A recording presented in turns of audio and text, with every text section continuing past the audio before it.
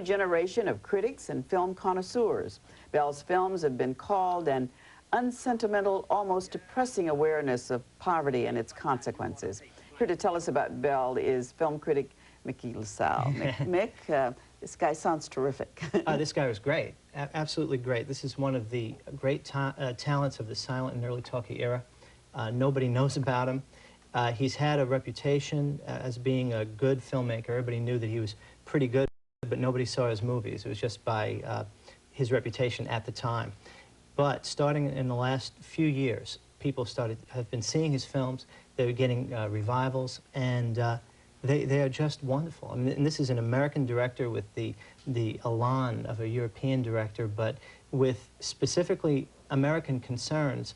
But they're not films that are on the surface about social issues. I mean, they're just delicate little movies. In fact, that's probably why it's taken so long for him to get rediscovered, because he makes these little films that seem whimsical, and actually they have a much more serious edge. In fact, for people who are into pop music, I'd say that they're a little bit like Ray Davies of the Kinks, if you know that, because they're very delicate delicate films, delicate concerns, kind of dealing in miniature, and yet with a definite hard edge that's beneath the surface.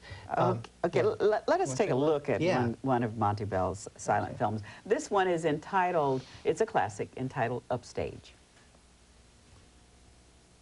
Okay, this is very interesting because this is the beginning of the film, and you see a nun before you see the leading lady.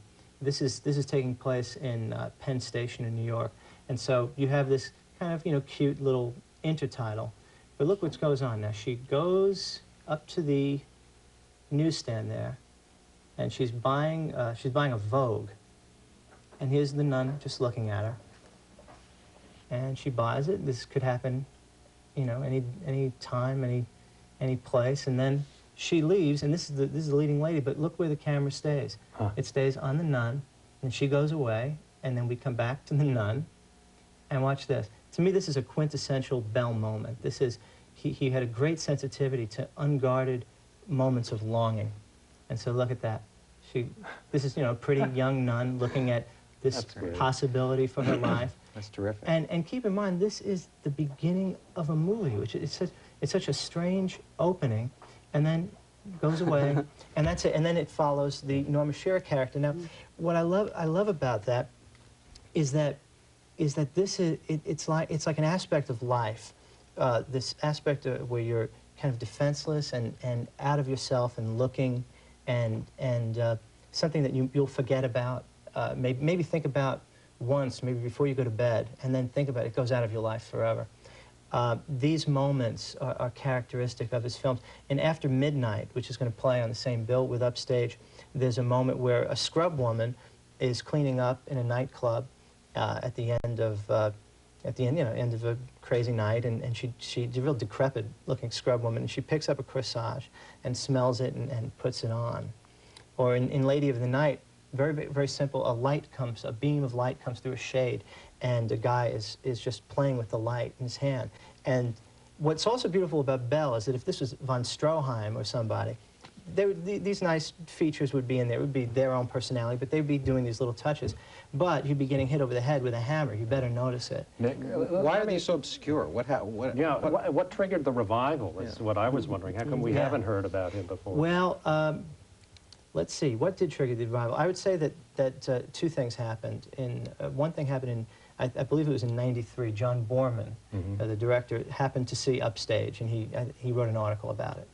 And so Upstage, of all the ones, is beginning to take on its own life, and it's a wonderful movie. I think they're all as good as Upstage that are playing. I think Lady of the Night is probably the best, but I'm splitting hairs. But then in '94, the other thing that happened is that in Pordenone, Italy, they had a silent film festival. They have one every year, and they featured Bell, and they did you can't do a complete retrospective, unfortunately, of a silent film guy because a lot of films are lost, but it was a big hit. Yeah.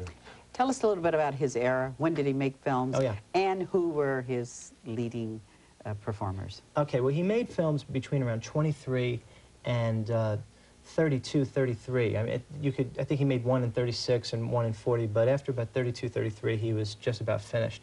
He was born in 1891, so he was flourishing between the ages of about 35 and in his early 40s. He worked for MGM, and he worked with Garbo and Shearer and those people, but the people that he really responded to most was Shearer and Gilbert. They're each featured on a different night in this festival. Okay, you know where, the Roxie Cinema. Right? Yeah. Thank you very much, Mick. And thank you for watching This Week in Northern California. I'm Belva Davis. Good night.